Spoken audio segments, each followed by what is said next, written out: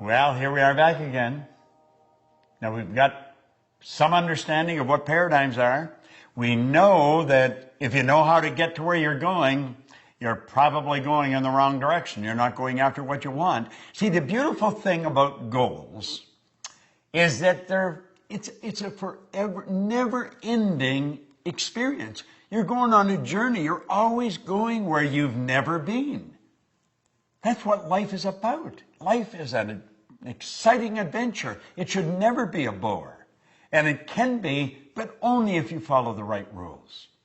Now, I'm betting that you went and sat down again at the table and you picked up your dream and you've itemized it. I am so happy and grateful now that.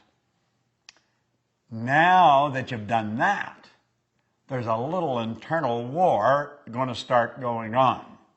Because you see, the paradigm is there in your subconscious mind. It controls your vibration, therefore it controls your actions.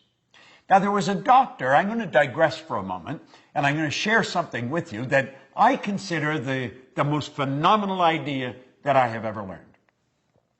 I had been studying this material for a good 9 years, trying to figure out, why was I winning? I was winning, but I didn't know why. And you know something? Most people that are winning don't know why. Then I was what you call an unconscious competent. I was competent, but I didn't know why I was. I was winning, but I didn't know why. Therefore, I had something that was non-transferable. You're going to become a conscious competent, and you're going to know why you're winning, and therefore you can share it with your kids, your family, your friends. That's the beautiful part about this. Now, I have to take you back to the year 1934. Long time ago, you've got to admit. There was a doctor by the name of Truman Fleet in San Antonio, Texas. And he was actually appalled at the state of the healing arts. He said, we're not going about this. We're not doing this right. He said, we're treating the symptoms of disease. We're not treating disease at all. When you operate on the body or you're asking them, how do you feel? You're treating symptoms. You're not treating the cause of problems. Yet he said, everything originates in the mind. U.S. Anderson wrote one time, when we fully realize that thought causes all, we'll know there's never any limits. We ourselves do not impose. It starts inside. He said, we've got to heal the body, mind, and the soul. We've got to heal the whole person. And he said, nobody's ever seen the mind. Ever. The mind is not a thing. Now, most people, when they think of the mind, they actually think of the brain. You might be doing that right now. But that is not the mind. See, the brain is part of the body, a very important part of the body. In fact, that's where the electrical control system is set up for your entire being. This body is a magnificent machine. It's controlled by the mind that sets off the central control system we call a nervous system.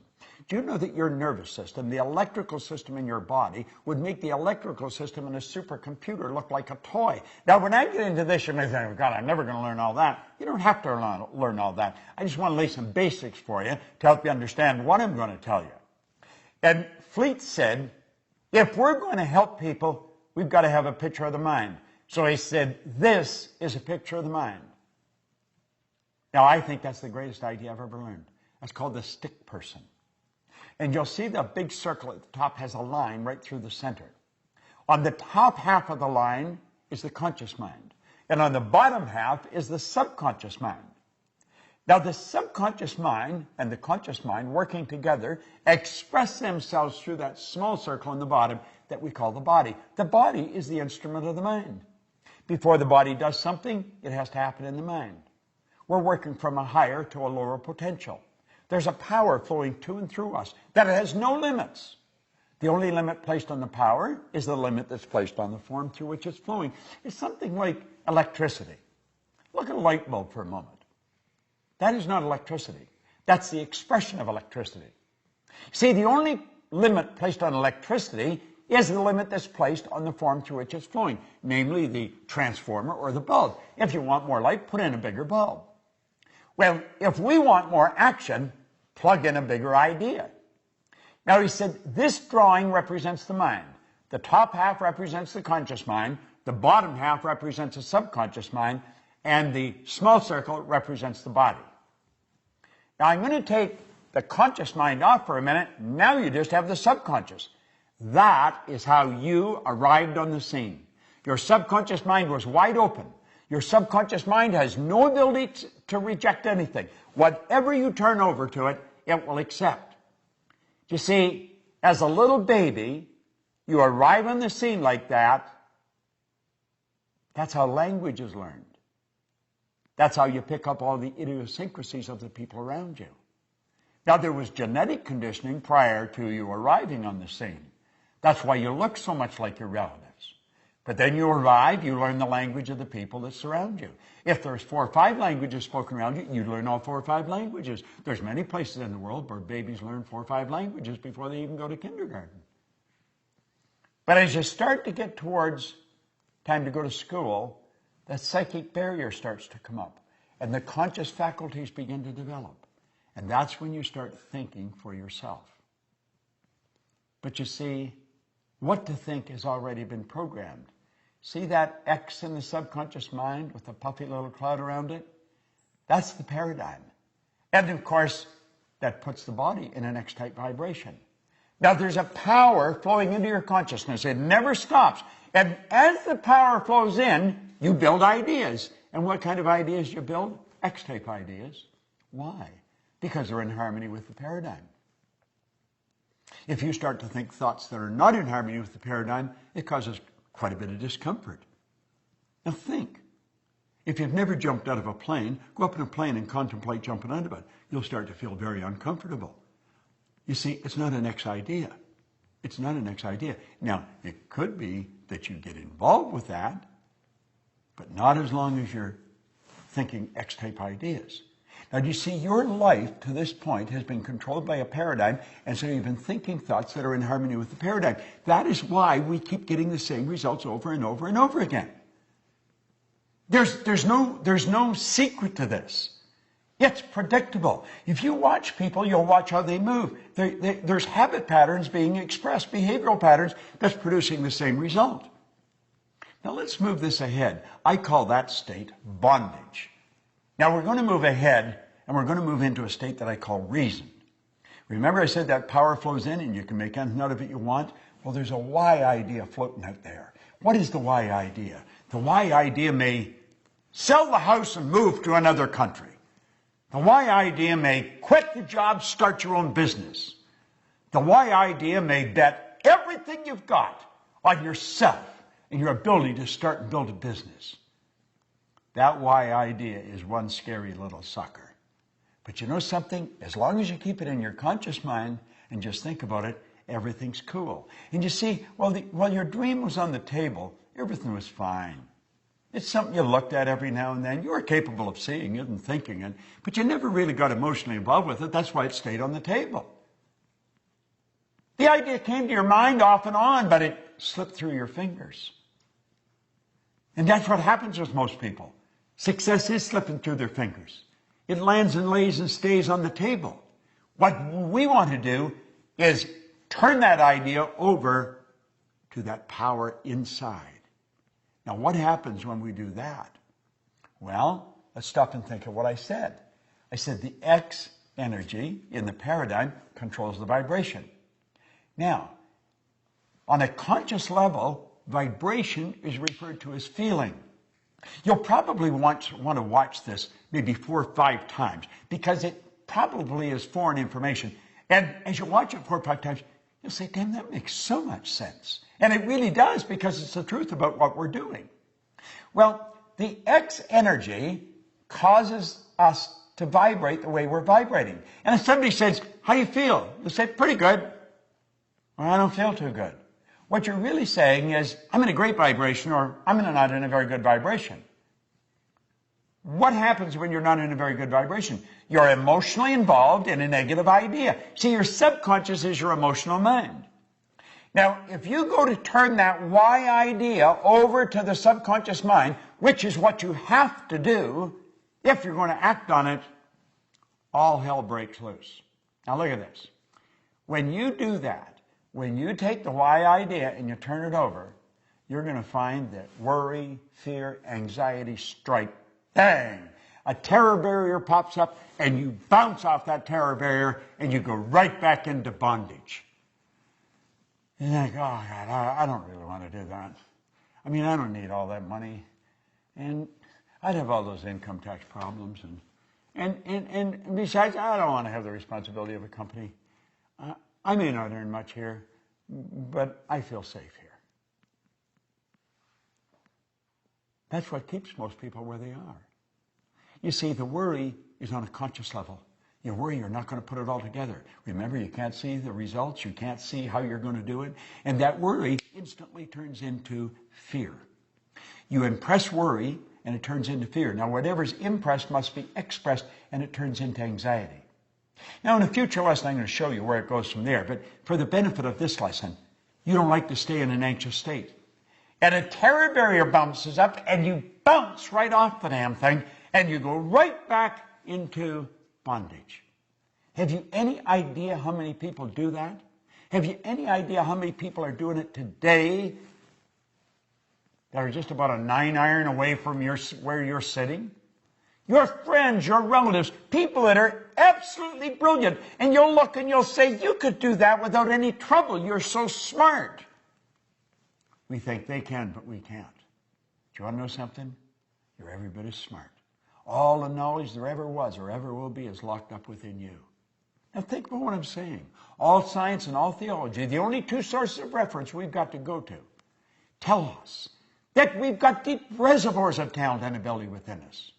We're spiritual beings, and our spiritual DNA is perfect. There's perfection within us, and Spirit's always seeking expansion and fuller expression.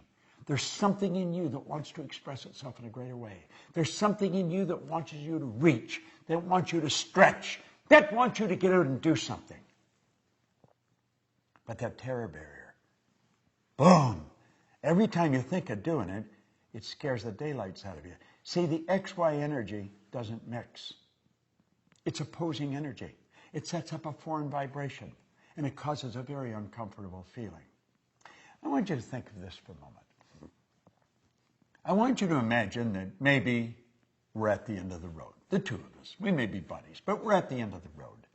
Now, you know when you get to the end of the road, if you're here for a long time, you could end up where your mind is as sharp as a tack, but the body just isn't cutting it.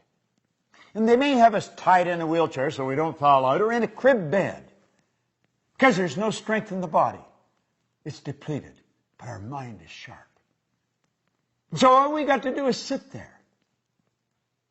Wouldn't it be a terrible thing to reflect back on all those dreams we left on the table? Wouldn't it be a terrible thing to sit there and say, I wonder what would have happened if we had moved there?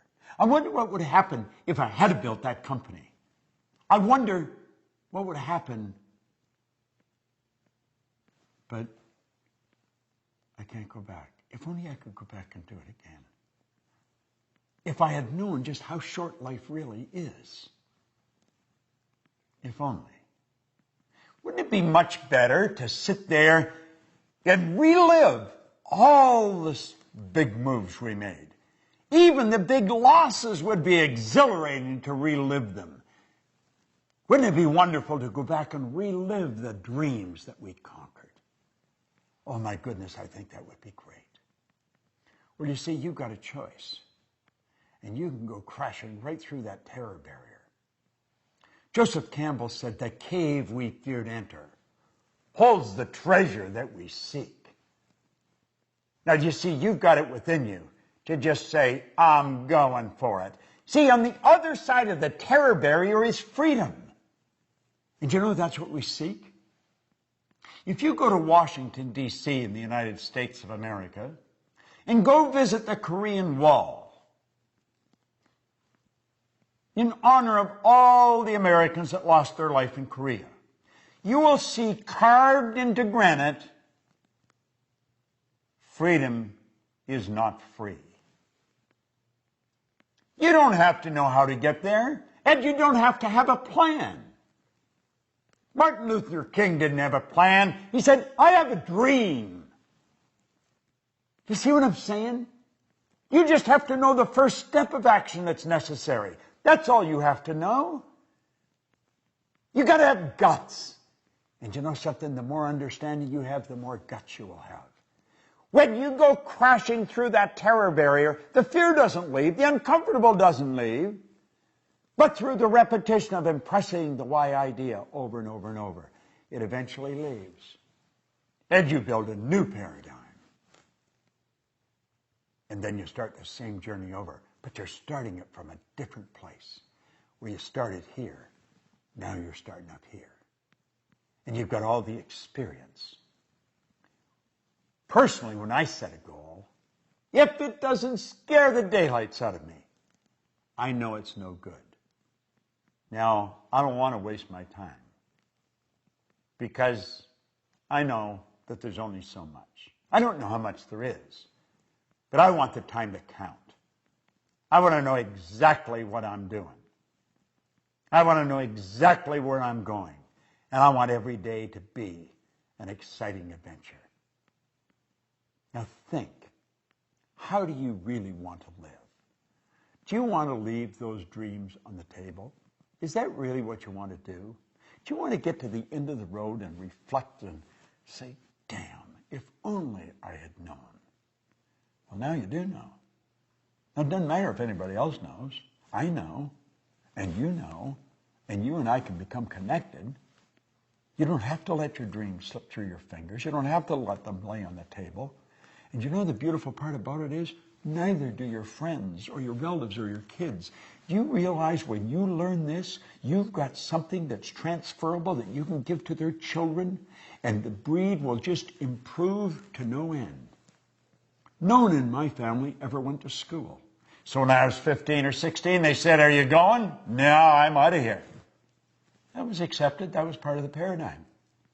I started to study this material before any of my children were born. I didn't ask them if they were going to go. I just changed one question. Where are you going to go? Do you know something? They all went to school. Isn't that strange? It's so strange. Now you may wonder whether your friends and relatives and neighbors are going to accept you. Probably not at first. They'll think you're a little crazy. But Edison's relatives thought that. The Wright brothers thought that. Hillary's brothers and sisters thought that. I went to dinner with my sister and her husband, and my wife's sister, and Gina, and her husband, on my birthday here just 2 or 3 weeks ago. And my sister and we're very loving, but we're not really close. She's very busy running a business, and I am. My brother and I, he's in Southern California, I'm in Toronto. So although we stay in touch and, we love each other, we don't spend a lot of time together. We're very busy reaching our own goals.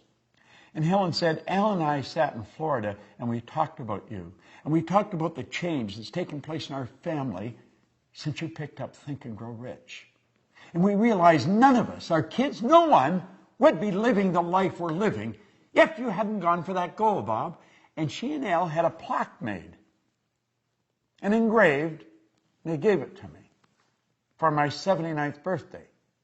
Said they were going to do it on my 80th, but they thought, no, we better do it now. That's where you think I'm checking out. And I phoned my brother in Southern California. I was in Toronto, and I was thanking him for it. He said, yesterday was the 4th of July, Bob, and all the kids and all the grandkids and everybody was here. And I read them what was on the plaque that Helen was going to be giving you. And I told them none of them would be enjoying the life they were enjoying if you hadn't stepped out and bet on yourself. I felt so good. My sister said, my kids wouldn't be doing what they're doing.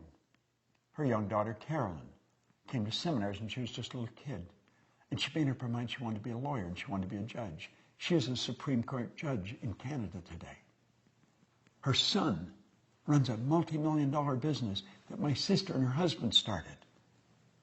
You have no idea who you're impacting. You have no idea how many people are watching you. They thought I was crazy.